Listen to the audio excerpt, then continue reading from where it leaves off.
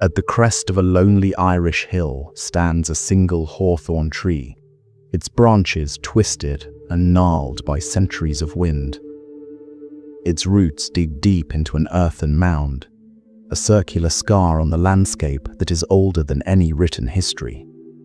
Local people walk a wide path around it. They do not gather its wood for their fires, nor do they shelter beneath its boughs during a sudden rain. They know this is not their place. It belongs to the neighbors you never see. They are the other inhabitants of this land, a hidden populace living in a kingdom that occupies the same space as our own, yet exists in a different layer of reality. A world without time, a world with different rules. They are not ghosts, nor are they gods in the way we understand them. They are something else. A parallel society of beings who have watched the tides of human history ebb and flow, who have seen empires rise and fall, and who remain silent and unseen, just beyond our perception. When we hear the word fairy, a very specific image springs to mind. It is a creature of delightful whimsy, a tiny being no bigger than a teacup, with delicate, gauzy wings like a dragonfly and a mischievous, twinkling smile. We imagine her flitting between flowers in a sunlit garden, her laughter like the tinkling of a tiny bell, her magic a shower of harmless, glittering pixie dust. She is the companion to a boy who never grew up, a gentle guardian who might leave a coin under a child's pillow, a charming and thoroughly safe resident of the nursery. This is the fairy we have been given, the fairy of greeting cards and animated films, a creature so sweet and so small that she could be held in the palm of a human hand. But this is a comforting lie. It is a ghost, a pale and shrunken echo of the beings who once haunted the minds of our ancestors. To find the true face of the Fae, we must peel back the layers of Victorian sentimentality and childish fantasy. We must venture into the dark, into the authentic folklore of the Celtic world, and there, we find something else entirely. We find a race of beings, tall and aristocratic, with an unnerving, otherworldly beauty, and eyes that hold the memory of a lost divinity. We find the Ishi, the great and terrible people of the Hollow Hills, who ride out in magnificent processions on festival nights, their presence enough to strike mortals blind or mad. We find the Puka, a shape-shifting terror with a coat of black fur and glowing eyes, who delights in tormenting late-night travelers. We find the Banshee, the wailing woman of the dead, whose mournful cry is a prophecy of a death in the family, a sound so filled with sorrow it can curdle the blood. These are not the whimsical sprites of a summer garden. They are powerful, capricious, and profoundly dangerous, their morality as alien to us as the dark side of the moon. How did this happen? How did a race of beings, once spoken of in hushed and fearful tones, a people variously understood as deposed pagan gods, ancestral spirits, or fallen angels, become so utterly transformed? How was their fearsome power and their complex, often terrifying, nature shrunk, sanitized, and remade into the image of a harmless, glittering pixie? This is the great mystery of the fairy faith. To solve it, we must ourselves cross the threshold. We must become travelers in time, journeying back through the mists to the very dawn of Celtic cosmology, to a world that was saturated with magic. We will stand at the edge of the fairy fort and learn the complex and vital etiquette required to survive alongside the good neighbors, a code of conduct where a single misspoken word could lead to ruin. We will witness their contentious marriage with the Christian faith, their strange entanglement in the witch trials, and their dramatic rebirth in the modern age, where they have become both a symbol of a lost, enchanted past and a potent figure in new spiritualities. This is not just the story of a mythological creature. It is the story of a profound and ancient conversation between humanity and the unseen. A story of how we have tried to understand the wild, the mysterious, and the other. Our journey into the unseen kingdom begins now. To find the first true face of the Fae, we must shed the skin of our own time. We must travel back, past the age of reason and the age of faith, to a world lit not by electricity, but by the flickering flames of a hearth fire and the cold silver light of the moon. We must enter the world of the ancient Celts, a world where the boundary between the seen and the unseen was not a wall, but a porous veil. In this older world, magic was not a sin whispered in the dark. It was a fundamental force of nature, as real and as present as the turning of the seasons. The world was not a dead stage upon which human dramas played out. It was a living, breathing entity, a world woven from spirit, where every river had a voice, every mountain held a memory, and every forest was a sacred temple, pulsing with an energy that was both life-giving and terrifying. This was the core of the ancient Celtic worldview, a philosophy we now call animism. It was the profound and intimate understanding that humanity was not the master of the natural world, but merely one small, vulnerable part of a vast and vibrant community of beings. Consciousness was not confined to the human skull. It was in the gnarled roots of the ancient oak, in the cold, clear water bubbling up from a sacred well, in the very stones that marked the graves of the ancestors. A river was not just a body of moving water, it was a goddess, with her own moods, her own desires, and her own power to bless or to curse. A mountain was not a mere geological formation, it was a slumbering giant, its stony face holding the memory of ages. A powerful guardian of the land that lay under its shadow. To build a home, to plant a crop, to cross a river, was to enter into a negotiation with the spirit of that place. Offerings were made, permissions were sought, and respect was paid, not out of quaint superstition, but out of a deep and practical understanding of the world.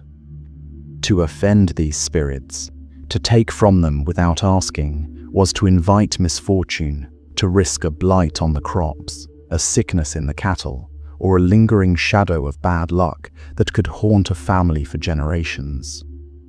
And it is from these potent, place-based spirits, from these countless local deities and guardians of the landscape, that the first true form of the fairy begins to emerge.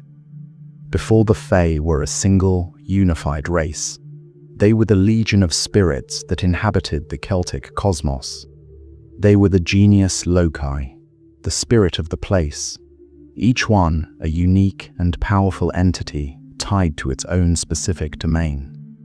They were not yet the great and noble Ishi, not yet the inhabitants of a grand, otherworldly kingdom.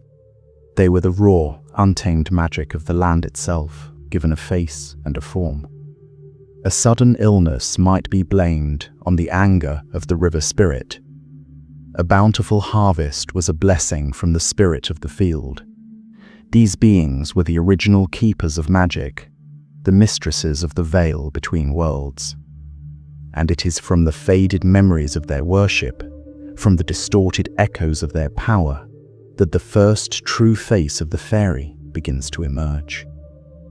If the land itself was alive, then it also had a soul, an inner world that mirrored the outer one. This was the other world, a concept that lies at the very heart of the fairy faith. It was not a distant paradise in the sky, nor a fiery abyss beneath the earth.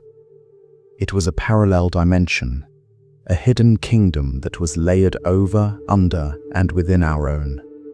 It was immediate, present, and accessible to those who knew where and when to look. It was a world untouched by the decay and the sorrow that define our own. Here, time itself was a gentle, flowing river, not the relentless, devouring torrent that it is for mortals. Sickness and death were unknown. Winter never touched its shores. The trees were heavy with fruit and blossoms on the same bough, and the feasting halls were filled with the most beautiful music imaginable, a sound so enchanting it could make a mortal forget their own name, their own family, and their own life. This other world was a place of pure, undiluted life force, a source of all the magic and the fertility of our own world. Its inhabitants were beings of immense power and beauty, and to mortal eyes, they appeared as gods. This enchanted realm, this beautiful and dangerous other space, was not an abstract concept. It was a tangible reality, and its gateways were all around. One might find an entrance in the hollow heart of an ancient hill, in the dark mouth of a hidden cave, or in the shimmering depths of a lonely lake. On certain nights of the year, when the fabric of reality itself grew thin, the gateways would swing open of their own accord, and the traffic between the two worlds would flow freely. But this was not an empty paradise. It was a vibrant and populous kingdom with its own society, its own rulers, and its own laws. And it was ruled by a noble and magical race, a people who had once claimed dominion over the entire world, and who now reigned as the secret sovereigns of its hidden half. They were the architects of the other world, the very source of its magic, and the ancestors of all the fairy kind to come. The beings who would one day become the hidden folk, the secret population of the other world, were not always so hidden. The old tales, painstakingly recorded by Christian monks from a much older oral tradition, tell us that they once ruled openly as the high kings and queens of Ireland. They were a race of gods known as the Tuatha De Danann, the tribe of the goddess Danu. Their story is not one of subtle, lurking spirits, but of a magnificent and powerful civilization, whose arrival in Ireland was an event of cataclysmic magic. The ancient texts, like the Book of the Takings of Ireland, describe their coming not as a migration, but as an invasion from a higher reality. They did not arrive in ships sailing upon the sea, but came from the sky, traveling from 4 mythical cities in the north, where they had learned all their deep knowledge of magic, druidry, and secret wisdom. They arrived over the mountains of Connacht in a great fleet of 300 airships, shrouded in a dark and magical mist that blotted out the light of the sun for 3 days and 3 nights. And when they landed, they burned their ships behind them, a profound statement that there would be no retreat, that Ireland was now their home, and they would hold it or be destroyed. To the terrified, mortal Fae Folk who then inhabited the island, these beings who came from the sky, with their shining faces and their casual command of impossibilities, were not mere conquerors. They were gods, and they had the artifacts to prove it. The Tuatha De Danann brought with them 4 great treasures, one from each of their mystical northern cities. From the city of Fallius came the Lia Foil, the Stone of Destiny. It was a great, pale stone that they placed at the Hill of Tara, the sacred heart of Ireland. It was said that when the true, rightful High King of Ireland placed his feet upon it, the stone would cry out with a human voice, its roar heard across the entire island, a divine acclamation of the chosen ruler. From the city of Gorias, they brought a great sword, the sword of Nawada, their king. It was a weapon of perfect light and lethality. No armor could stop its edge, and no enemy could escape it once it was drawn from its sheath. From the city of Marius, they brought the cauldron of the Dagda, their great father god. It was a vessel of endless plenty, a magical source of life and sustenance. No matter how many warriors gathered for a feast, the cauldron would provide enough food and drink for all, and no one ever went away from it unsatisfied. And from the city of Phineus they brought the spear of Lu, the god of light and all the arts. It was a living weapon, thirsty for battle, so filled with a fiery, internal energy that it had to be kept with its tip submerged in a cauldron of sleeping draught to keep it from bursting into flame. These were not just magical weapons and kingly regalia. They were the very symbols of the Tuatha Danann's nature. They embodied the 4 pillars of a perfect civilization: sovereignty, justice, sustenance, and skill. They were a people of profound order and immense power, tall and beautiful, with hair like spun gold or the black of a raven's wing. And they moved through the world with the grace and the confidence of a people who knew they were its rightful masters. But their golden age was not to last, for new people were coming, a final wave of invaders who would claim the island for their own. They were the Milesians, the mortal sons of Mil, who came in a great fleet of ships from the land of Spain. They were not gods, nor were they magicians in the same way as the Tuatha Danann. They were men of iron, of law, and of fierce ambition, the ancestors of the Gaelic people. Their arrival marked the beginning of the end for the age of magic and the dawn of the age of men. The confrontation between these two peoples was not just a war of armies, but a clash of worlds, a struggle between the old order of myth and the new order of history. The Milesians landed in the south, and their poets and druids made a great enchantment, claiming the very land of Ireland for their own. The Tuatha Danann, in turn, raised their own powerful magic. They conjured a great mist to hide the coastline, hoping the Milesian ships would sail past, unable to find a safe harbor. When that failed, they used their druidic powers to raise a mighty storm, a magical tempest that scattered the invading fleet and drowned many of their finest warriors and kings. But the will of the mortals was strong. Their surviving ships found the shore, and they marched inland to confront the shining gods at the sacred hill of Tara. After much blood and many great deeds, a truce was called. And here, in this final negotiation between the last of the gods and the first of the men, the fate of Ireland and of the Fairies was sealed. The great poet and judge of the Milesians, Emergen Glewingle, passed a final, irrevocable judgment. The world, he declared, would be divided in two. The sons of Mil, the mortal race of humanity, would have dominion over one half of the world that was visible, the world above the ground. They would inherit the fields, the forests, the rivers, and the open air. They would plough and build and hunt and live out their short, fleeting lives under the sun and the moon. The Tuatha Danann, in turn, were given the other half, the world that was unseen. They would have dominion over the hidden reality, the world that lay beneath the soil. And so, the great departure began.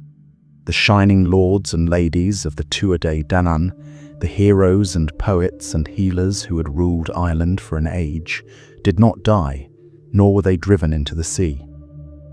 They simply turned their backs on the world of mortals and walked away into their own. They gathered their people and their remaining treasures, and they retreated to their most sacred places, the ancient burial mounds, the great barrows and Neolithic tombs that had been built by an even older and more mysterious people. These places were the Sidhe, and by entering them, the Tuatha Danann became the Ishi, the people of the mounds. the great father god, the Dagda, divided the mounds amongst his children and followers, each great lord and lady receiving their own hill, their own subterranean palace, their own hidden kingdom from which to rule. From that day forward, they were a people living in parallel to humanity. Their palaces were hidden in the hollow hills, their hunting grounds were the dark forests of midnight, and their doorways were the ancient stones in the quiet, forgotten places of the mortal world. They had not been destroyed. They had simply become a secret. They exchanged their visible kingdom for an invisible one, becoming the hidden aristocracy of the land, a constant watching presence, a potent and sometimes dangerous source of magic, dwelling just beneath the feet of the new mortal masters of Ireland. This is the great mythological foundation of the fairy faith. The beings who would later be called the gentry, the good people, or the fair folk, were the old gods of the land, living on in a secret, deathless exile, the silent, eternal witnesses to the unfolding of all of human history. The grand and sweeping myth of the Tuatha Dé Danann gives the fairy faith its epic, mythological foundation. It transforms the Fae from mere nature spirits into a fallen pantheon, a lost aristocracy of gods living in a silent, subterranean exile. It is a powerful and romantic narrative, one that has captured the imagination of poets and storytellers for centuries. But the folk mind is not a tidy library, with each belief filed neatly in its own category. It is more like an ancient, tangled forest, where different ideas grow over, under, and through one another, their roots intertwined in the deep, dark soil of human experience. The majestic story of the shining gods retreating into the hollow hills is the great oak tree of this forest. But it is not the only thing that grows there. Around the hearthfires of rural Ireland and the windswept coasts of the Scottish Isles, other stories were told. Other explanations were offered, each one adding a new layer of shadow and complexity to the identity of the good people. To truly understand them, we must see them not as a single, coherent concept, but as a composite being, a creature of many faces, born from the merging of every belief system that has ever tried to make sense of the unseen. One of the oldest and most powerful of these alternative identities arises not from myth, but from the very earth itself. The Sidhe, the hollow hills and earthen mounds that served as the gateways to the otherworld, and the palaces of the Ishi, were not just features of a mythological landscape. They were real places. And long before the story of the Tuatha Dé Danann was ever told, the people of the land knew what they were. They were tombs. They were the great passage graves of the Neolithic, the final resting places for the chieftains, priestesses, and people of a civilization so ancient that their memory had faded into the deepest mists of time. Great monuments like Newgrange, Noth, and Douth were not just hills. They were houses for the ancient dead, their stone passages carefully aligned to the sun and stars, their chambers filled with the ashes and bones of the ancestors. This knowledge was innate, a truth embedded in the folk memory of the land itself. The places where the fairies lived were, quite literally, the places where the dead were buried. This creates a profound and inescapable fusion, a blurring of the lines that is central to the authentic fairy faith. Are the beings who dwell inside these mounds the shining gods who moved in, taking over the ancient homes of the dead? Or are they the spirits of the original inhabitants themselves, the souls of the long-forgotten ancestors, transfigured by their millennia-long residence in the otherworld, their humanity slowly stripped away by the strange, timeless magic of the grave? The folklore does not demand a choice. In the Celtic imagination, the fairy and the ghost are not always separate beings. They can be one and the same.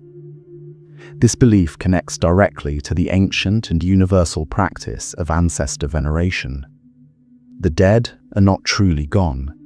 They have simply passed into another state of being, a different stratum of reality. From this unseen realm, they continue to watch over their living descendants, holding a stake in the world they left behind.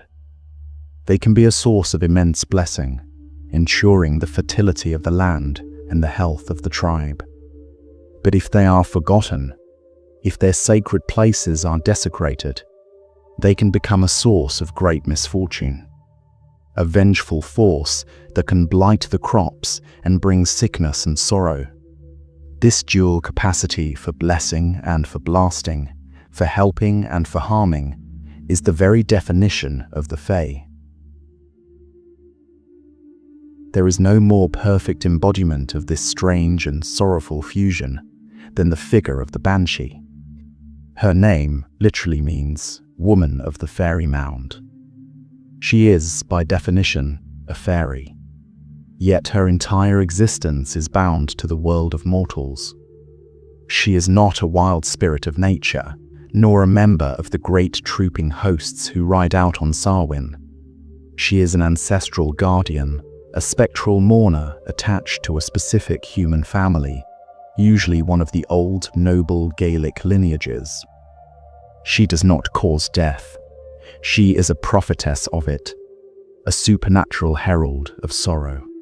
In the twilight hours, as a member of her chosen family lies on their deathbed, she can be heard in the distance, her voice a long, mournful cry of such profound and heartbreaking grief that it is said to be the most terrifying sound in the world. Sometimes she is seen as a beautiful young woman with long silver hair, her eyes red from weeping.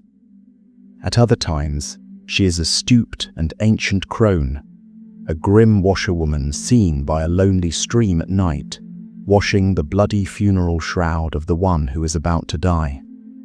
She is a figure of fear, but also of a strange, ancestral dignity. Her cry is an honor, a sign that a family is ancient and noble enough to have its own supernatural attendant. In the Banshee, all the lines are blurred. She is a fairy, but she is an ancestor. She is a spirit, but she is a woman. She is a monster, and she is a member of the family.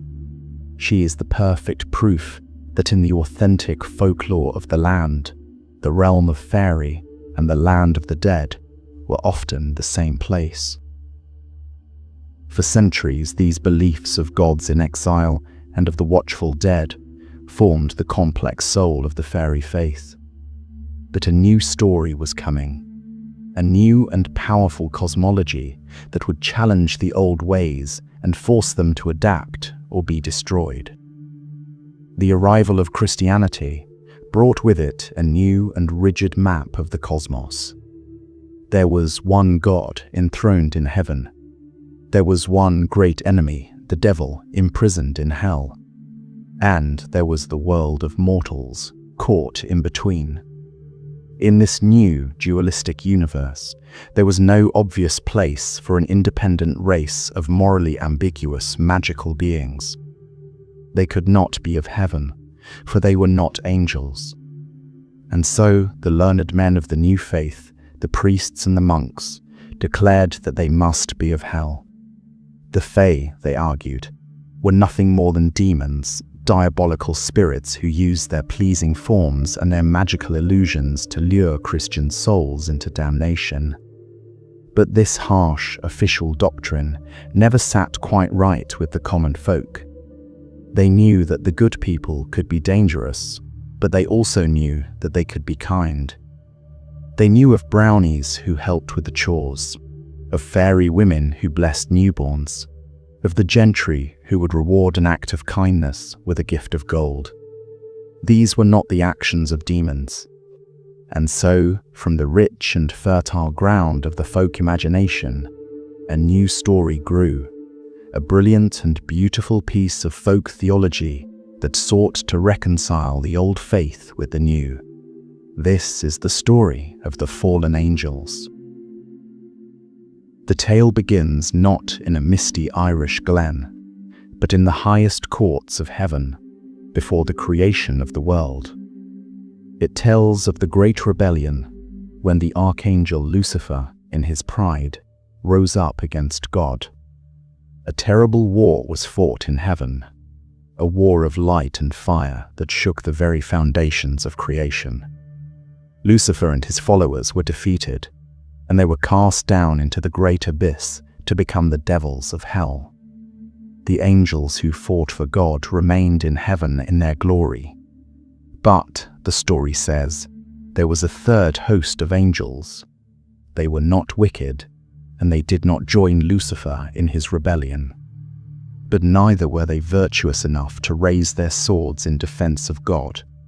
They were the uncertain, the neutral, the angels who stood by and waited to see who would win. When the war was over and the gates of heaven were shut, these angels of the twilight were judged.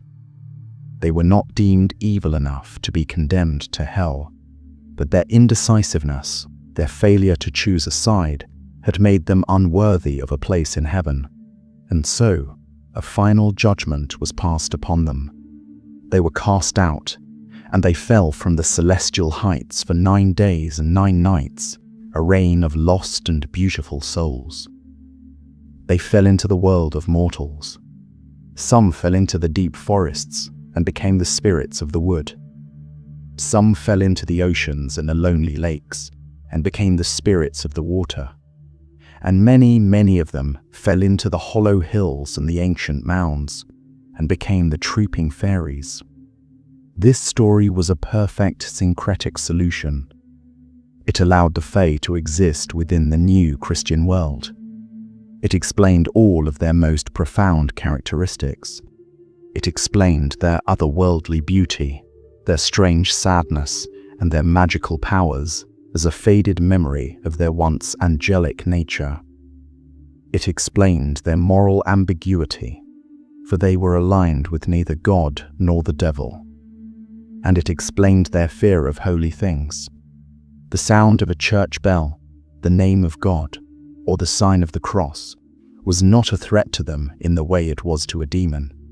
It was a heartbreaking reminder of the paradise they had lost and could never regain.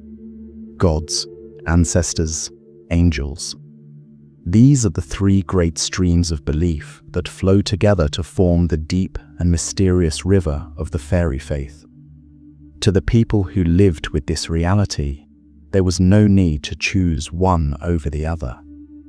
A man leaving a saucer of milk on his doorstep could believe he was appeasing the ancient Tuatha De Danann, the spirits of his own long-dead kin, and the castaways of heaven, all at the same time. The Fae were not a simple concept, but a profound and resonant mystery. Their power, their enduring hold on our imagination, comes from this very ambiguity. Their identity is not a single, fixed thing, but a rich and complex tapestry, woven from the threads of every story our ancestors ever told to explain the enduring and unsettling presence of the other. The unseen kingdom, far from being a chaotic mob of random spirits, was imagined as a complex and highly structured society. Just as the mortal world had its kingdoms, its clans, and its social classes, so too did the realm of the Fae. The folklore of the Celtic lands describes a rich and detailed social order, a fairy civilization that both mirrored and inverted the human world. To understand the Fae, our ancestors did what all people do when faced with a complex and mysterious group. They categorized them. They created a kind of folk taxonomy, a way of dividing the other crowd into courts, kinds, and functions. These classifications were not rigid scientific laws, but a fluid and practical way of making sense of their encounters, of knowing whether the being they glimpsed in the twilight was a noble lord of the gentry to be honored, or a malicious loner to be avoided at all costs. The most fundamental division, and the one most consistently found across all the Celtic lands, was the distinction between the trooping fairies and the solitary fairies. This was not a division of good versus evil, but of social behavior. It was the difference between those who lived as a community and those who lived alone. The trooping fairies were the great hosts of the otherworld, the Ishi of Ireland and the Tywydd Teg of Wales. They were the aristocracy of Faerie, the inhabitants of the great palaces within the hollow hills. They lived as a structured society, ruled by a king, or, more often in Celtic lore, a powerful and beautiful queen. The old ballads and tales are filled with descriptions of their magnificent processions, the fairy raids, where hundreds of these shining beings would ride out on festival nights, mounted on horses shod with silver, their bridles ringing with the sound of tiny, hypnotic bells. They were a people of pomp and pageantry, of great feasts, of music and of dancing. To encounter the trooping fairies was to witness the full, overwhelming glory of the otherworld. They were less concerned with the day-to-day affairs of individual mortals, but when they did interact with our world, it was often on a grand scale. They might bless the land of a chieftain they favored, or wage a great spectral war against a rival fairy host, their battles supposedly leaving behind a strange green jelly, or the tiny, flint arrowheads that farmers would later call elf shot. They were the high society of the unseen kingdom, a noble, powerful, and clannish people, beautiful and terrible in their collective might. In stark contrast were the solitary fairies. These were the individualists, the eccentrics, and the outcasts of the fairy world. They did not live in the great communal mounds or ride in the glittering processions. They operated alone or in very small family groups and were often attached to a specific place or a particular function. While the trooping fairies were the nobility, the solitary fairies were the common folk, the tradesmen, and sometimes the monsters. This category includes some of the most famous figures in all of folklore. The leprechaun is a perfect example of a solitary fairy. He is always encountered alone, a grumpy little cobbler, obsessively mending a single shoe, his existence defined by his craft and his hoard of gold. The banshee, too, is a solitary being, her mournful cry, a lonely vigil, her fate tied to a human family, but separate from the great courts of her own kind. These solitary fairies were often more intimately and more frequently involved in the lives of mortals than their trooping cousins.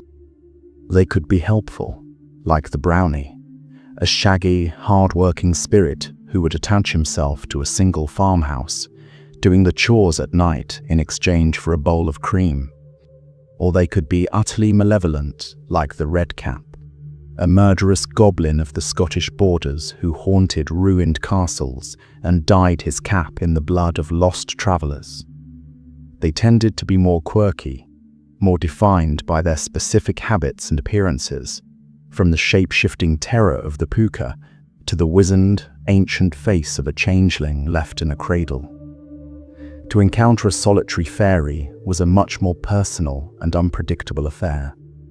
It might result in a secret friendship or a terrifying and deadly confrontation. Perhaps the most famous of all fairy classifications, especially in modern fantasy, is the division of the fairy world into two great opposing courts, the Seelie Court and the Unseelie Court.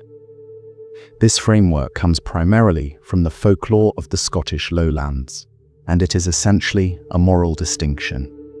The word Seelie comes from an Old Scots word meaning happy, blessed, or fortunate. The Seelie Court, therefore, was composed of the more benevolent and well-disposed fairies. They were not necessarily good, in a human, Christian sense, but they were more inclined to be helpful, or at least to engage in pranks that were more mischievous than deadly. They might lend food to a starving family, reward an act of kindness, or lead a foolish person on a merry chase through the woods at night, but would ultimately let them go unharmed. The unseelie court, by contrast, was their dark and malevolent opposite. Unseelie meant unhappy, unholy, or unfortunate, and this court consisted of the most wicked and dangerous of all the fairy kind. The Sluagh, the Red Caps, and all the murderous bogles and goblins who delighted in harming mortals for no reason at all, belonged to this court. They were not creatures to be negotiated with, only to be protected against. While this seelie and unseelie dichotomy is a powerful and evocative concept, it is crucial to understand that it is not a universal framework. It is a largely Scottish idea that was later seized upon and systematized by Victorian folklorists. You will not find an old Irish storyteller speaking of a seelie court. In Ireland, and indeed in most other Celtic lands, the moral alignment of the Fae was not so neatly divided. Any fairy, no matter how noble or beautiful, could be dangerous if offended. Any goblin, no matter how grotesque, might be capable of a strange act of kindness. The folk reality was far more granular and far more ambiguous than a simple division into light and dark factions. There was just the good people, a single, complex society that contained within it the full spectrum of behavior. From the generously kind to the terrifyingly cruel, their disposition depending entirely on the circumstances of the encounter, and often on nothing more than pure, unpredictable whim. To live in a world where the unseen kingdom was an ever-present reality was to live in a state of constant, low-level vigilance. The good people were not distant, mythological figures. They were neighbors. They were powerful, unpredictable, and easily offended, and their realm bordered your farm. Their pathways sometimes ran straight through your house, and their concept of morality was entirely alien to your own. Surviving alongside them was not a matter of luck, but of knowledge. Over centuries, the people of the Celtic lands developed a complex and unwritten code of conduct, a kind of fairy protocol, designed to maintain the delicate peace between the two worlds. This was not a collection of quaint superstitions. It was a vital grammar of survival, a set of rules that governed speech, action, and even thought, for the Fae was said to have an uncanny ability to know your true intentions. To break these rules, whether through ignorance or arrogance, was to invite disaster, a sickness in the cattle, a changeling in the cradle, or your own soul lost forever in a timeless, sunlit land. The first and most important rule concerned the power of words. One must never, under any circumstances, speak of the Fae directly or disrespectfully. To use the English word fairy, or to call them by any specific, unadorned name, was an act of profound foolishness. It was like shouting the name of a dangerous predator in its own territory. It was an invitation, a summons, a challenge, and it would draw their attention in a way that was almost always unwelcome. And so, a whole vocabulary of euphemisms was developed, a respectful and cautious language of avoidance. They were called the good people, or the good neighbors, a form of propitiatory flattery that hoped to encourage them to live up to the name. They were the gentry, a title that acknowledged their aristocratic and lordly nature. In Wales, they were the Tylwyth Teg, the fair family, a name that praised their beauty. But often, the safest terms were the most vague, the other crowd, them that's in it, or simply themselves. This was a language of deep respect, born of a healthy fear. It kept a necessary distance, acknowledging their existence without ever being so bold as to name them to their faces.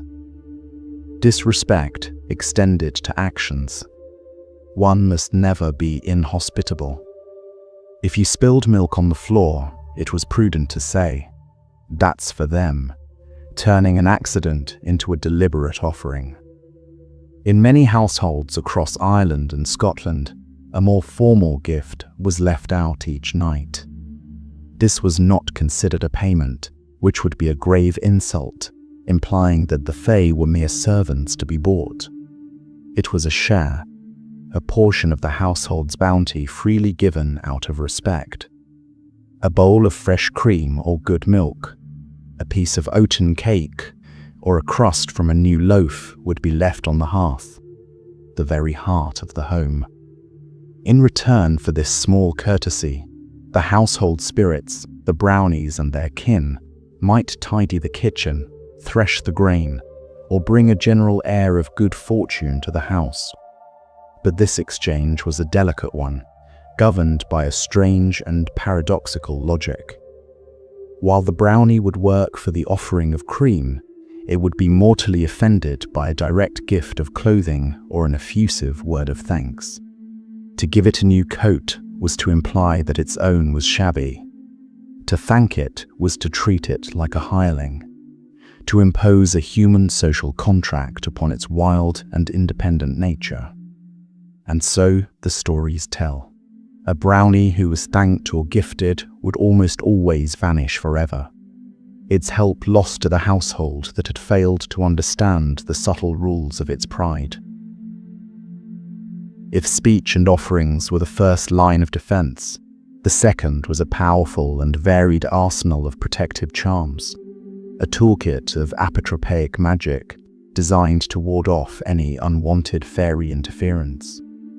The most potent and widespread of all these defenses was cold iron.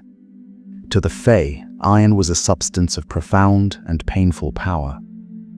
They could not touch it, and its presence was enough to repel even the most powerful of their kind. The reasons for this are lost to time. Perhaps it is because iron is a product of the earth, but also of human technology, of fire and forge and violent transformation. A force of industry and civilization that is fundamentally anathema to the wild, untamed magic of the otherworld. Whatever the reason, its power was absolute. A pair of open iron scissors, or a simple iron nail, would be hung over a baby's cradle to prevent it from being stolen. A man walking a lonely road after dark would keep a knife in his pocket. A horseshoe, forged in fire and made of pure iron, was nailed above the door of a house, not for general good luck as we believe today, but for the very specific purpose of creating a magical barrier that no fairy could pass. After iron, the most common protections were the staples of human life itself: bread and salt. Bread, the product of the harvested grain, the grinding stone, and the heat of the oven, was the ultimate symbol of human domesticity, of the taming of nature. Salt, a pure white mineral drawn from the sea or the earth, was a substance of purity, of preservation, and of incorruptibility. To the ephemeral, shape-shifting Fae, these symbols of solid, earthy human reality were a potent repellent.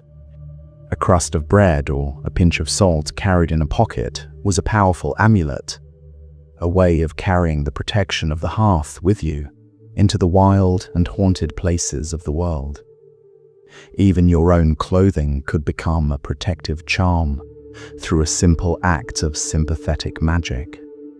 If you found yourself lost in a mist or led astray by a will-o'-the-wisp, a phenomenon known as being pixie-led, the prescribed cure was to turn your coat or jacket inside out. This simple act of inversion was believed to create a profound magical confusion in the Fae, to break their glamour or illusion, and to make the path home visible once more. The green world itself provided its own arsenal. Certain plants were known to have a power over the Fae. St. John's wort, with its sunny yellow flowers, and red verbena were potent charms. A four-leaf clover was a thing of dual power. It could grant you the second sight, allowing you to see the fairies in their true form, but it would also protect you from their enchantments. But the most powerful of all the protective plants was the rowan, the mountain ash. With its clusters of bright red berries, a color the Fae was said to despise, and the tiny, five-pointed star on the base of each berry, an ancient symbol of protection. The rowan was the ultimate guardian tree. A sprig of rowan tied with a red thread and hung over the door on Beltane Eve was the surest way to protect the home and the livestock from the dangers of that perilous night. Finally, if all these preventative measures failed and you found yourself face to face with one of the gentry, there was a final set of rules for the encounter. Politeness and respect were paramount. You must greet them courteously, but do not stare, do not ask their name, and do not ask too many questions. If they offered you food or drink from their world, you must refuse it. This was perhaps the most important rule of all. To eat the food of the other world was to consume its magic, to bind yourself to its laws. It was a symbolic act of acceptance, and once it was done, you could never truly return to your own world. You would be trapped there forever, a mortal captive in a deathless land. And lastly, you must be a keeper of promises. The Fae were bound by their own word, and they expected the same of mortals. If you made a promise to one of the good people, you must keep it, no matter the cost. For their memory was long, and their revenge for a broken oath was a terrible and a certain thing. This intricate and deeply felt protocol was the key to a fragile peace. It was the wisdom of a people who knew they were not alone in the world. A people who understood that the unseen world was not a fantasy, but a reality. A powerful and ancient kingdom that demanded and deserved the deepest and most cautious respect. Of all the interactions between the human world and the unseen kingdom, none is more intimate, more terrifying, or more tragic than the belief in the changeling. This was not a story of fleeting encounters on a lonely road, or of distant, beautiful figures riding in a midnight procession. This was a fear that came into the very heart of the home. It crept into the nursery, into the quiet, firelit room where a mother watched over her sleeping infant. It was the belief that the Fae, in their cold and capricious envy, would steal away a healthy, thriving human child and leave in its place a substitute, a sickly, ancient, and malevolent fairy creature disguised in the stolen child's form. This was not just a myth. It was a lived and terrifying reality for our ancestors, a dark and powerful narrative that served as an explanation for the inexplicable sorrows of life, and one that would, on the darkest of occasions, lead to unspeakable acts of cruelty. The folk narrative of the changeling is a story of theft and substitution, rooted in a concept that is central to the fairy faith. The Fae coveted human vitality. They were a deathless race, but their own world was in some way sterile, lacking the robust, vibrant life force of humanity. And so, they sought to acquire it. The old stories offer many rationales for this terrible abduction. Sometimes, it was said, they needed to strengthen their own bloodlines, to take a healthy mortal infant to raise in fairy and infuse their race with human vigor. Other times, the motive was more practical. A fairy queen had given birth, and she required a mortal wet nurse for her child, and so a new human mother still full of milk, would be stolen away. But often, the reason was simply malice or envy. The good people saw a beautiful, happy, human child, and they wanted it for their own, taking it as a plaything or a curiosity, with no more thought for the parent's grief than a child has for the butterfly whose wings it tears off. What was left behind in the cradle was not a human child. It was a stock or a fetch, a thing of fairy magic given the illusion of a human form. Often, it was believed to be a sickly or deformed fairy infant, swapped for the healthy human one. But the most common and terrifying belief was that the substitute was in fact a very old, wizened fairy, shrunken down and disguised as a baby. This creature, the changeling, was the antithesis of the stolen child. Where the human baby was happy and thriving, the changeling was wizened, constantly crying with a thin, reedy voice that seemed too old for its face. It had a prodigious and unnatural appetite, eating more than a grown man, but never gaining weight, its body remaining thin and stunted. It was often said to have dark, knowing eyes that seemed to hold an ancient and unsettling wisdom. And sometimes, its true nature would reveal itself in a moment of unguarded privacy. A mother, returning to the house unexpectedly, might find her infant son suddenly standing up in his cradle, playing a set of fairy pipes with uncanny skill, or speaking in a deep, adult voice, complaining about how long he had been in this world.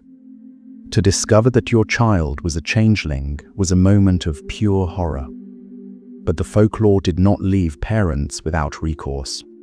The stories are filled with a grim and desperate kind of folk magic, a series of prescribed rituals designed to expose the fairy creature and force its true parents to return the stolen human child.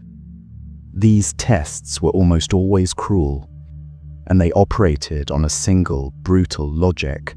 You must make the changeling so uncomfortable, so terrified, or so profoundly bewildered that it will betray its own magical nature and summon its fairy kin to rescue it. One of the most famous and widespread of these rituals was the brewery of eggshells. A mother, suspecting she harbored a changeling, would be advised by a cunning man to perform a bizarre piece of domestic theatre. She would take a number of empty eggshells, place them on the hearth, and pretend to brew beer in them.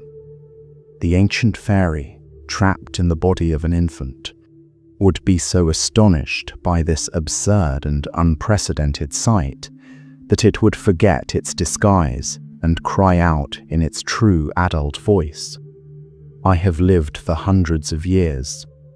I have seen the acorn grow into the mighty oak, but I have never seen beer brewed in an eggshell before." With its identity revealed, the fairy parents would often appear in a flash of wind, snatch away their own ancient relative, and leave the true human child, unharmed, back in its cradle. But often, the rituals were far darker. The changeling might be taken to a forge and threatened with being placed on a red-hot shovel or held over a blazing fire. The logic being that the fairy would not allow its own kind to be burned and would be forced to intervene. It might be taken to a crossroads or a riverbank at midnight and left exposed to the elements. A terrifying ordeal of neglect designed to force a supernatural rescue. These were not just stories. They were practices, desperate measures taken by families who truly believed their loved one had been stolen and replaced by a monstrous imposter. This belief served a profound and necessary, if terrible, social and psychological function in a world before modern medicine. The changeling narrative was a way of explaining and coping with the random, heartbreaking tragedies of childhood. A healthy baby that suddenly fell ill with an unexplained sickness, a child that failed to thrive, or one who was born with or developed a physical disability or a developmental disorder like autism. These were inexplicable and terrifying events. The changeling belief provided an answer. It was not a random medical tragedy. It was a deliberate, supernatural act. It externalized the blame. The child's condition was not the fault of the parents, nor a sign of some hereditary flaw. It was the fault of the Fae. And most importantly, it offered a course of action, a set of rituals that gave the family a sense of agency, a desperate hope that their true, perfect child could be won back. But this belief had a dark and bloody shadow. For the children and adults who were identified as changelings, the belief was not a coping mechanism. It was a potential death sentence. The line between a ritual designed to expose a fairy and an act of outright abuse or murder was terrifyingly thin. And on a dark night in March of 1895, in a small cottage in County Tipperary, Ireland, that line was crossed with horrific consequences. The case of Bridget Cleary is the most infamous and tragic changeling story in history. Bridget was a 26-year-old woman known for her beauty and her independent spirit. She was a seamstress and kept her own flock of chickens, a woman of some small means. But she had fallen ill with what was likely pneumonia or bronchitis. Her behavior became erratic, and to her husband, Michael, and her family, steeped in the old folklore of the land, her illness was not natural. Her true self, they believed, had been taken away to a fairy fort, and the creature in her bed was a changeling. For days, they tormented her. They refused her food, they held her over the fire, and they forced her to drink a foul concoction of herbs, all in an attempt to drive the fairy out. They repeatedly demanded, "Are you Bridget Cleary, in the name of God?" Her desperate cries that she was his wife were dismissed as the lies of the fairy. The ordeal culminated in a final, horrific act. Her husband, in a frenzy of belief and terror, threw lamp oil on her and set her ablaze, burning her to death in front of her own family. When the authorities were called, Michael Cleary's defense was simple and sincere. He had not murdered his wife. He had merely burned a changeling. He was expecting the real Bridget to ride back from the fairy fort on a white horse to be with him. The case became a global sensation, a shocking and brutal confrontation between the ancient, whispering world of the fairy faith and the rational, legalistic world of the modern state. The murder of Bridget Cleary serves as a grim and powerful reminder that the belief in the Fae was not a gentle, whimsical fantasy.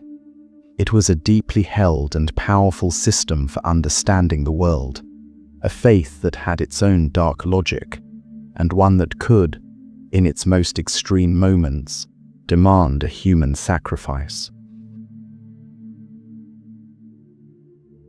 For centuries, the ancient fairy faith and the new Christian religion coexisted in a state of uneasy, but largely peaceful syncretism. The common folk of the Celtic lands saw no great contradiction in attending Mass on a Sunday morning and leaving a bowl of milk for the good people on a Sunday night. The two worlds, the sacred and the supernatural, were parallel, not opposed. The local priest might warn against pagan superstitions, but he was often from the same village as his flock, and he understood the deep ancestral power of the old beliefs. He knew that the Fae were a part of the landscape, another kind of neighbor to be navigated with caution. The Church, in its wisdom, often chose a path of absorption rather than confrontation. Old sacred wells were rededicated to local saints, and ancient festivals were folded into the Christian calendar. The Fae were not so much enemies of the new faith as they were a separate nation, a people with their own laws and their own territory, who could be mostly ignored as long as they kept to their side of the border. But as the Middle Ages gave way to the early modern period, this fragile peace began to shatter. A new, harder, and more militant form of Christianity was rising, one that was forged in the fires of the Protestant Reformation and the Catholic Counter-Reformation. This was an age of profound religious anxiety, of holy wars and doctrinal purity. The universe was being redrawn in stark, dualistic terms. There was God, and there was the devil. There was heaven, and there was hell. And in this new, black and white cosmology, there was no room for shades of grey. There was no space for a neutral, third party of beings who were neither of God nor of the devil. The old, nuanced understanding of the Fae as a morally ambiguous, pre-Christian race was no longer theologically acceptable. A choice had to be made. And the learned men of the church, the demonologists and the witch hunters, made it for them. The Fae, they declared, were demons. Their pleasing forms, their beautiful music, their gifts of otherworldly knowledge were nothing more than the devil's camouflage, a subtle and cunning disguise designed to lure Christian souls away from the one true faith and into his service. The old fairy paths were not just routes to the other world, they were roads to perdition. The Queen of Faerie was not a neutral, supernatural monarch. She was a demon princess, a handmaiden of Satan himself. This theological reclassification was not just an academic exercise. It had profound and terrifying real-world consequences. It transformed the fairy faith from a harmless folk belief into a dangerous heresy. To see a fairy was no longer a sign of having the second sight. It was a potential sign of having made a pact with the devil. The old, familiar world of the good people was being systematically demonized, their kingdom recast as a province of hell. And it was in the dark and terrifying theatre of the European witch trials that this new, demonic interpretation of the Fae found its most brutal expression. As the Great Witch Panic swept across Europe in the 16th and 17th centuries, the old folk beliefs became entangled in the machinery of persecution. In many parts of Europe, the crime of witchcraft was specifically defined as making a pact with the devil. But in the Celtic lands, particularly in Scotland, a strange and unique variant of this narrative emerged. Here, accused witches, under the pressure of intense and often torturous interrogation, would sometimes confess not to meeting the devil in the woods, but to trafficking with the Queen of Elfame and her fairy court. The old folklore, it seemed, provided a more familiar and culturally resonant script for their supernatural experiences than the learned demonology of their accusers. The Confession of Isabel Gowdy, from the year 1662, is the most extraordinary and vivid example of this strange and tragic fusion. Isabel was a young woman from Aldern, near Inverness in the Scottish Highlands. For reasons that are still debated by historians, she came forward voluntarily and gave a series of 4 astonishingly detailed confessions, apparently without the use of torture. Her testimony is a unique and bewildering blend of authentic, local fairy lore and the classic tropes of diabolical witchcraft. On the one hand, she speaks of the devil in Christian terms, describing him as a cold and fearsome master. But when she describes her supernatural encounters in detail, the world she paints is not the fiery landscape of hell, but the familiar, enchanted realm of the Scottish Fae. She claimed that she and her coven of fellow witches would regularly travel to the fairy court, which was located under the Downey Hill, a local landmark. To get there, they would shapeshift, transforming themselves into cats or hares by chanting a strange, rhyming charm. I shall go into a hare, with sorrow and seek and mythical care, and I shall go in the devil's name, I, while I come home again. The ruler of this subterranean world, she said, was the Queen of Elfame, a beautiful and powerful figure who was attended by a king. Isabel's descriptions of the fairy court are rich with folkloric detail. She speaks of the lavish food and drink, but notes that it had no salt, salt being a classic protective charm that was anathema to the Fae.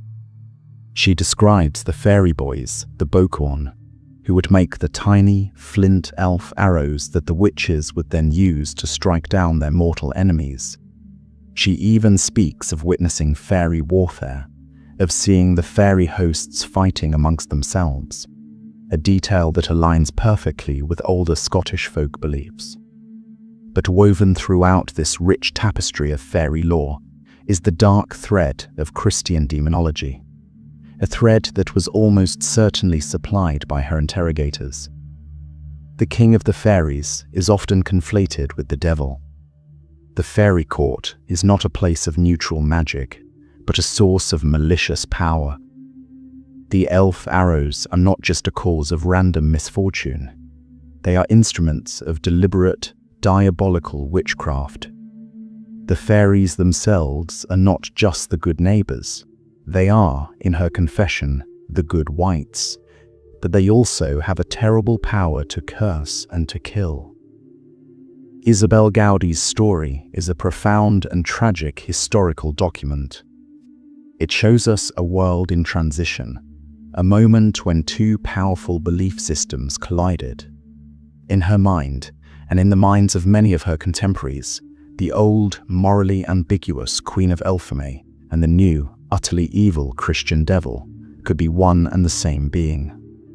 Her confession is a window into the exact moment when the fairy was being transformed into a demon, when a visit to the Hollow Hill was being reinterpreted as a witch's sabbat.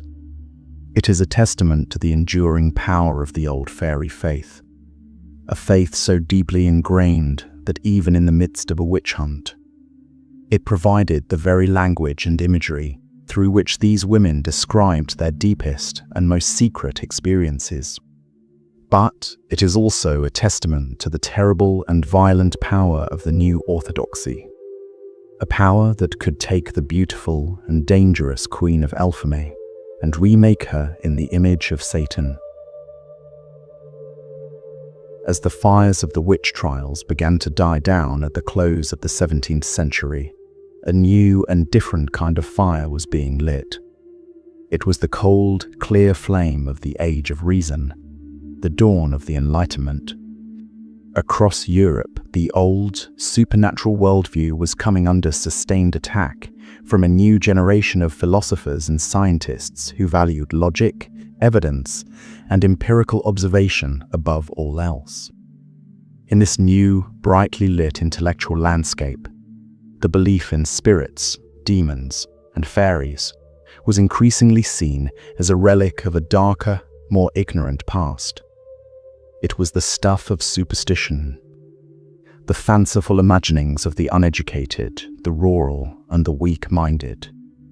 Among the educated elites in the coffee houses of London and the universities of Edinburgh, the official stance was one of enlightened skepticism.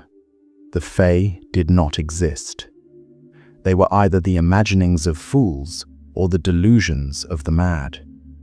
This growing divide between the elite, rationalist culture and the persisting folk beliefs of the common people created a new kind of tension. The Fae were no longer being systematically demonized. They were being systematically dismissed.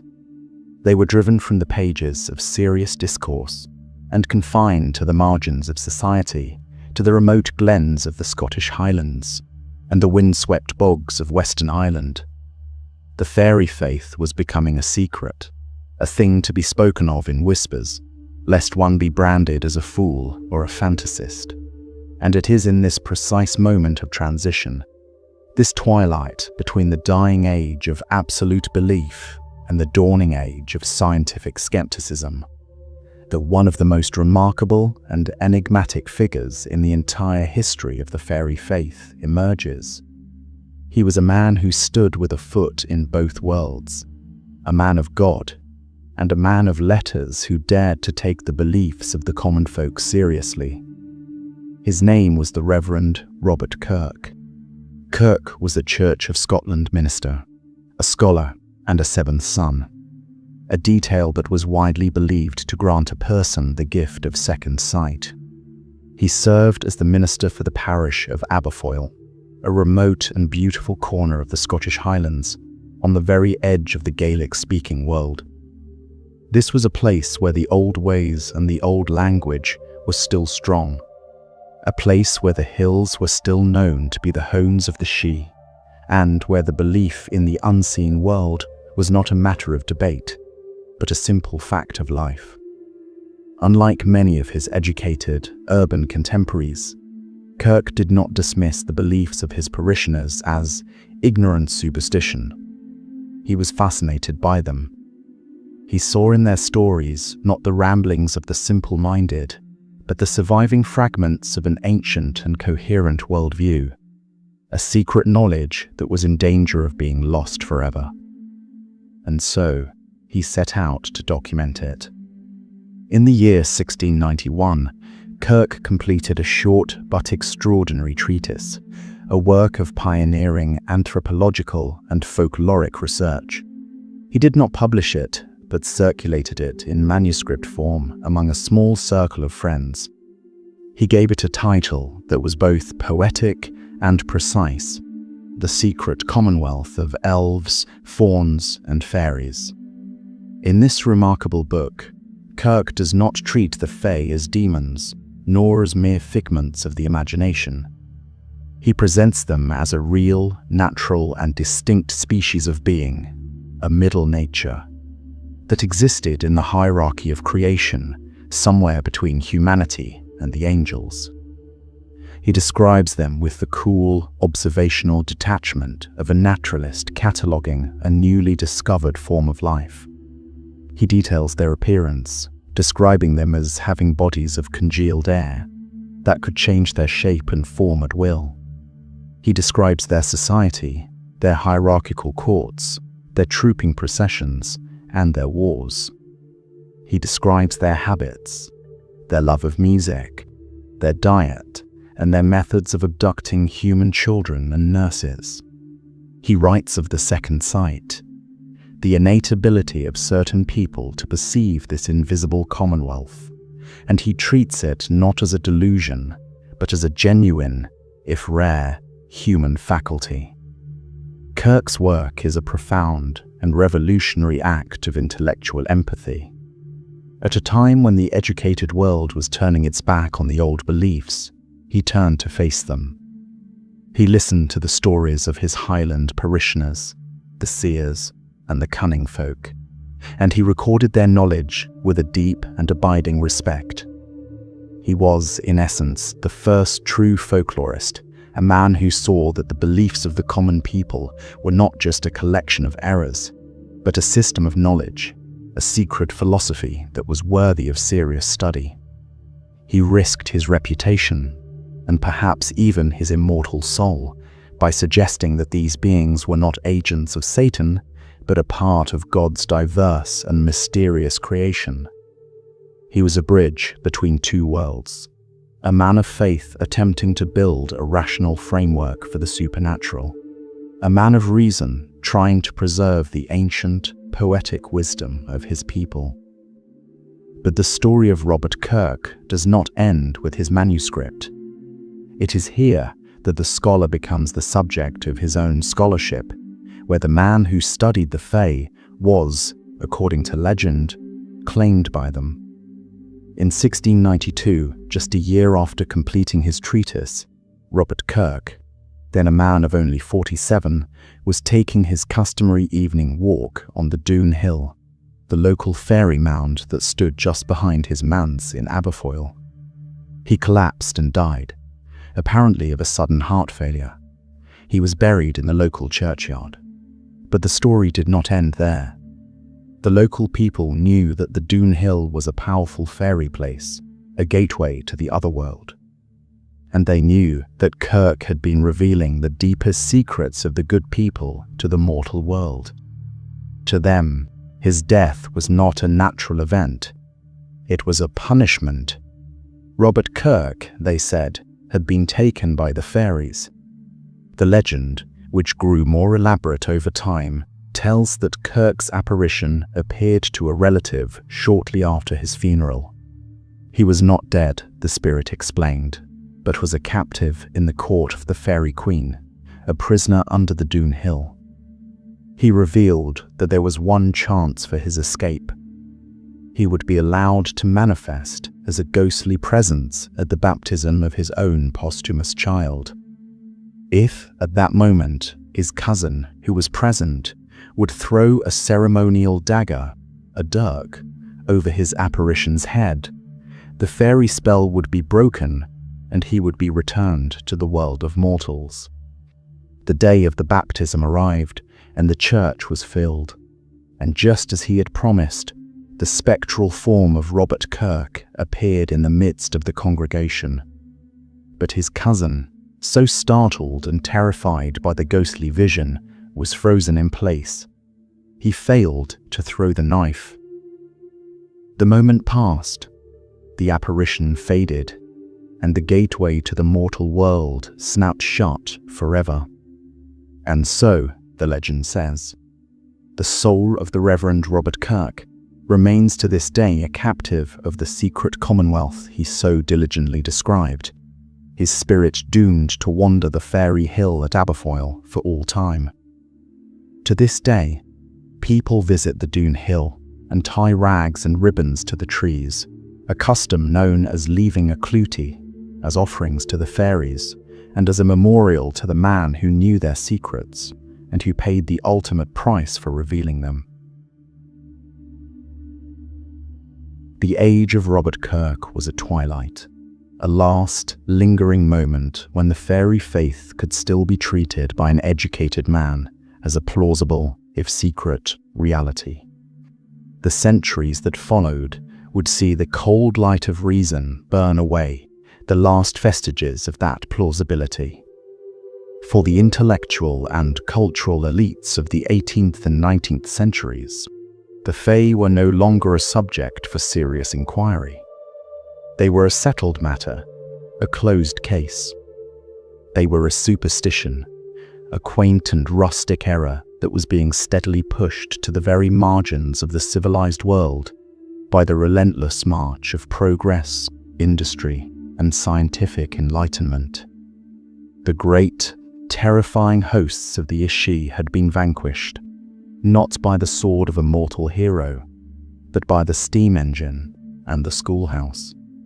But just as the literal belief in the Fae was fading from the minds of the educated, a profound and powerful wave of nostalgia began to sweep across Europe. The Industrial Revolution, with its dark, satanic mills, its sprawling, smoke-choked cities, and its cold, mechanical logic, was creating a deep and powerful yearning for a world that was being lost. It was a romantic rebellion against the grey tide of modernity, a desperate longing for a past that seemed more magical, more authentic, and more deeply connected to the natural world. And in this great romantic revival, the old, discarded figures of folklore were rediscovered, but they were not resurrected in their original forms. They were reimagined, reshaped, and reborn to serve the needs of a new and very different age. And it was in this process of romantic reinvention that the Fae would undergo their most dramatic and lasting transformation. This was the era of the Great Shrinking. The paradox of the 19th century is that it was, at once, the golden age of folklore collection and the golden age of fairy reinvention. On the one hand, a new generation of antiquarians and scholars, men like Thomas Crofton Croker in Ireland, and later the great poet W.B. Yeats, were venturing into the remote rural corners of the Celtic lands. They were the intellectual heirs of Robert Kirk, but with a crucial difference.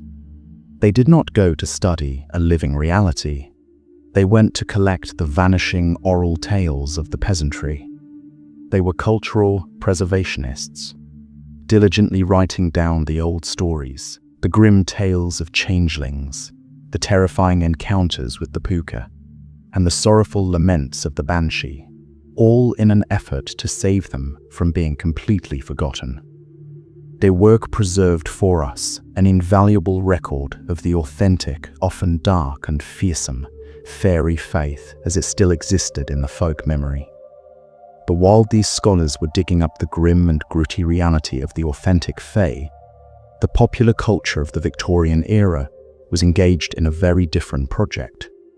It was taking the raw, dangerous material of folklore and systematically taming it, cleaning it up, and shrinking it down to a size that could be safely accommodated in a child's nursery. The most powerful influence in this transformation was, ironically, not a folklorist, but a playwright from a much earlier age, William Shakespeare. His play, A Midsummer Night's Dream, written at the very end of the 16th century, had already begun this process. His fairies, Oberon, Titania, and Puck, were still powerful and capricious, but they were also a source of comedy and romantic fantasy. And crucially, their attendants, figures like Peaseblossom and Cobweb, were tiny, almost insectile beings, a dramatic departure from the human-sized figures of traditional lore. It was Shakespeare who planted the seed of the diminutive, whimsical fairy in the English imagination. And in the Victorian era, that seed bloomed into a cultural obsession. A craze for fairy paintings swept through the art world. Artists like Richard Dadd and John Anster Fitzgerald painted fantastical, dreamlike scenes of fairy revels, their canvases crowded with tiny, grotesque, and beautiful beings. But it was in the literature and the art created for children that the shrinking became most pronounced. The rise of a sentimental and protected view of childhood created a demand for stories that were magical without being truly terrifying. The old, human-sized, and morally ambiguous Fae of folklore was simply not suitable for this new market. And so, they were replaced. The Victorian imagination, aided by the explosion in popular print and illustration, created a new species of fairy. This new creature was almost always female, tiny, and exquisitely delicate. She was given the gauzy, translucent wings of a butterfly or a dragonfly, a feature almost entirely absent from traditional folklore. She was dressed in petals and lived in a foxglove, her world the safe, sunlit, and thoroughly domesticated space of an English garden. Artists like Cicely Mary Barker, with her famous and beloved flower fairies from the 1920s, would cement this image in the public consciousness. This was more than just a change in appearance. It was a profound change in nature. The new Victorian fairy was not a deposed god or a vengeful ancestor. She was a spirit of nature, but of a nature that had been tamed and prettified. She was the soul of a buttercup, not the terrifying, untamed power of a mountain storm. Her magic was not the power to strike a man blind or steal his soul. It was the power to make flowers grow and to help lost ladybugs find their way home. Her relationship with humanity was no longer one of wary and respectful coexistence. It was one of whimsical benevolence. The ancient, fearsome Ishi, who demanded offerings of blood and milk to ensure the fertility of the land, had been replaced by a tiny, winged creature who might, if you were good, bring you a pleasant dream. The transformation was total. The old, dangerous, and profoundly other Fae of the Celtic tradition had been almost entirely erased from the popular imagination, replaced by a safe, sweet, and diminutive substitute. The secret Commonwealth had been overthrown, and its kingdom had been given to Tinker Bell. The great shrinking of the 19th century should have been the final chapter in the story of the Fae.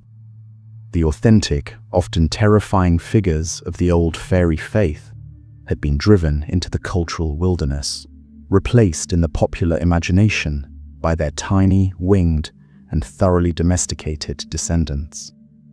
The rise of universal education, the spread of scientific knowledge, and the steady march of industrial modernity seemed to have extinguished the last embers of the old belief. The world, it seemed, had been successfully disenchanted. The Fae were no longer a part of the real world. They were a part of the nursery, a charming but ultimately trivial piece of children's fantasy. The 20th century, with its world wars, its technological revolutions, and its cold secular logic, should have been their graveyard. And yet, it was not. In a strange and unexpected twist, the Fae did not die. They simply went into hiding once more, and re-emerged in new and ever more potent guises, proving that even in the most rational of ages, humanity's need for the unseen, for the magical, and for the other, had not vanished at all. The first great sign of this enduring fascination came in the summer of 1917, in the small village of Cottingley in Yorkshire. Two young cousins, Elsie Wright and Frances Griffiths, claimed to have taken photographs of themselves playing with real, live fairies in the garden. The images they produced were the perfect embodiment of the Victorian reinvention. They showed small, winged, dancing figures, looking exactly like the sprites from a children's book. The photographs caused a media sensation. In a world shattered by the brutal, industrial slaughter of the First World War, the idea that a small pocket of gentle, beautiful magic could still exist in an English garden was an intoxicating one. The story reached the ears of Sir Arthur Conan Doyle, the celebrated creator of the arch-rationalist detective Sherlock Holmes. Doyle, who in his later years had become a fervent believer in spiritualism, was utterly captivated. He championed the photographs, writing articles, and a book that declared them to be genuine, physical proof of the existence of the fairy world. For a time, the Cottingley fairies became a global phenomenon. To the skeptics, they were an obvious and clumsy hoax, but to the believers, they were a beacon of hope, a sign that the world was not just a meaningless machine of mud and blood, but that there were other, finer layers of reality. It would be decades before the two cousins, by then elderly women, would finally confess that the photographs were indeed a hoax, a charming and clever prank carried out with paper cutouts and hatpins.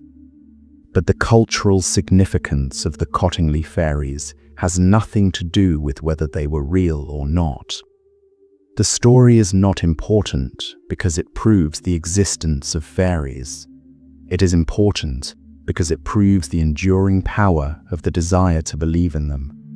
It revealed a deep and powerful crack in the facade of the modern, rational world, a profound cultural yearning for a reality that was more magical, more beautiful, and more enchanted than the one that was on offer. While the general public was being captivated by the whimsical sprites of Cottingley, the old, grander, and more powerful Fae of the Celtic tradition were being quietly resurrected in another, more influential corner of the cultural landscape. The great works of high fantasy that would come to define the 20th century were, in many ways, a direct and conscious rebellion against the shrinking of the Fae. The architects of this new mythology, writers who were themselves deep scholars of folklore and ancient languages, looked past the Victorian nursery and back to the epic mythological sources.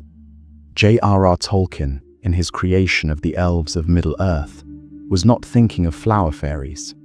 He was thinking of the Tuatha Dé Danann. His elves are the Ishi reborn for a new age, tall, noble, ancient, and wise, a deathless race of beings whose magic is fading from the world, a people of profound beauty and a deep, abiding sadness, who are sailing away into the west, abandoning the world to the dominion of men. Tolkien took the diminished gods of the Irish mounds and restored them to their full, epic, and tragic stature. He and other writers like him created a new kind of otherworld, a secondary reality where the old magic and the old, powerful Fae could live on. And through their work, the majestic, human-sized and morally complex Fae of the old tradition were reintroduced to the popular imagination, a powerful countercurrent to the sanitized images of Disney's Tinker Bell. And then, a third and even more profound rebirth began. In the latter half of the 20th century, as the counterculture began to question the values of the mainstream, a new spiritual movement started to emerge into the public consciousness. This was modern neo-paganism, a diverse collection of faiths like Wicca and modern Druidry, which sought to revive and reimagine the pre-Christian religions of Europe. For these new practitioners, the Fae were not just characters in a story or symbols of a lost past. They were a living, vibrant, and vitally important spiritual reality. They looked past the commercialized Halloween and back to the sacred rhythms of Samhain. They looked beyond the children's books and back to the old texts and the folkloric accounts.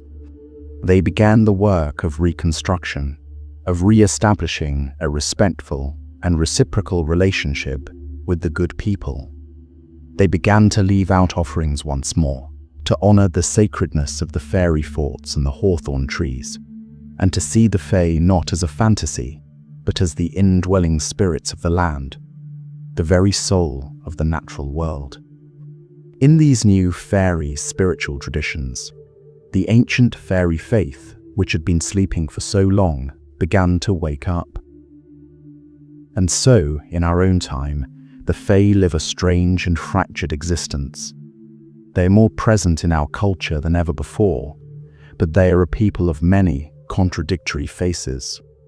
They are the harmless, glittering sprites of commercial fantasy, their images used to sell everything from air fresheners to children's toys. They are the powerful, epic elves of high fantasy, the stars of blockbuster films and video games.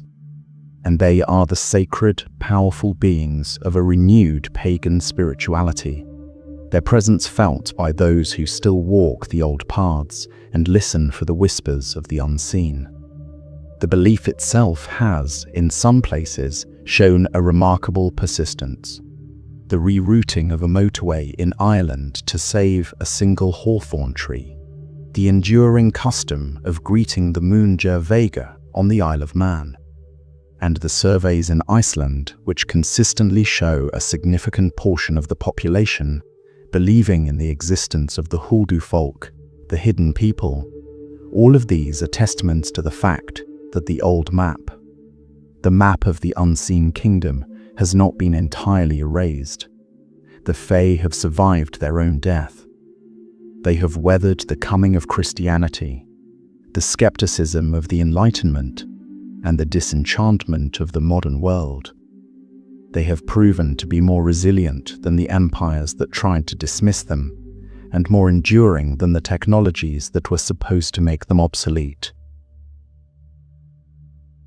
And so, our long journey through the unseen kingdom ends where it began, in the presence of a profound and enduring mystery.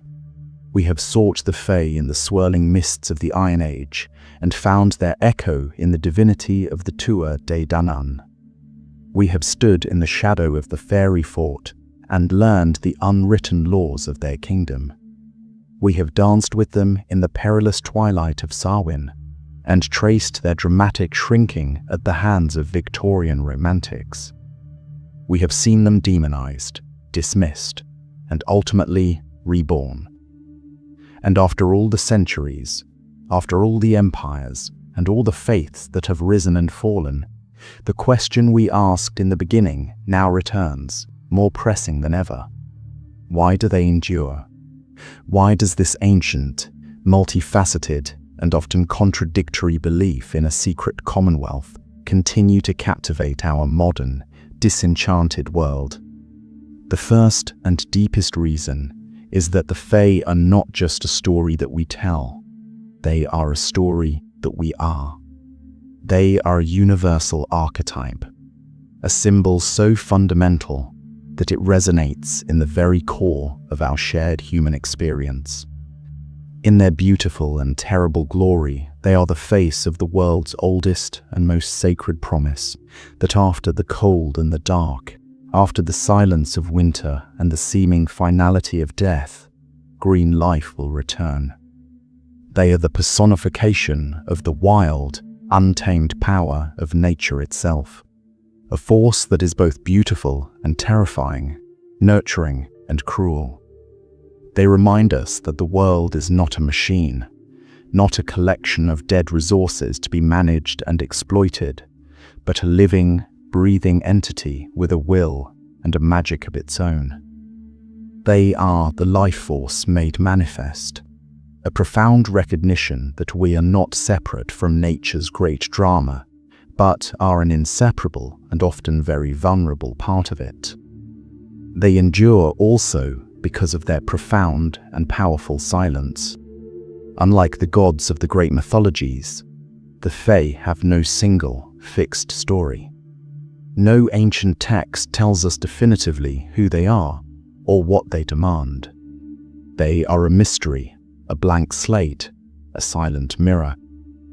And in that silence lies their greatest strength, their uncanny ability to survive. Their ambiguity allowed them to be deposed pagan gods in one century and fallen angels in the next. In one generation, they could be the terrifying wild folk, a warning against the dangers of the untamed world. In another, they could be the benevolent guardians of the hearth, a gentle teacher of its secrets. They are a vessel into which every era can pour its own anxieties and its own aspirations. They are not diminished by our interpretations. They are strengthened by them. Their lack of a rigid dogma has allowed them to pass through the centuries, moving seamlessly from the sacred to the secular, from the margins of folklore to the very center of our modern spiritual and ecological discourse. And it is here, in our modern world, that we find the most urgent reason for their return. They thrive today because we need them now more than ever. In an age of concrete and screens, of digital abstraction and a profound and painful disconnection from the sources of our own lives, the Fae are a powerful antidote. They are the face of everything our modern alienation has tried to forget. They are rooted, they are organic, they are ancient, and they are wise in a way that we are not. As the consequences of our long war against nature become terrifyingly clear, as the seasons themselves begin to falter, and the green world feels more fragile than ever before, their face has re-emerged as a rallying cry. They are a symbol of what we have lost, and a potent emblem of our desperate, yearning hope to find our way back into a right relationship with the earth. They are no longer just a figure of folklore.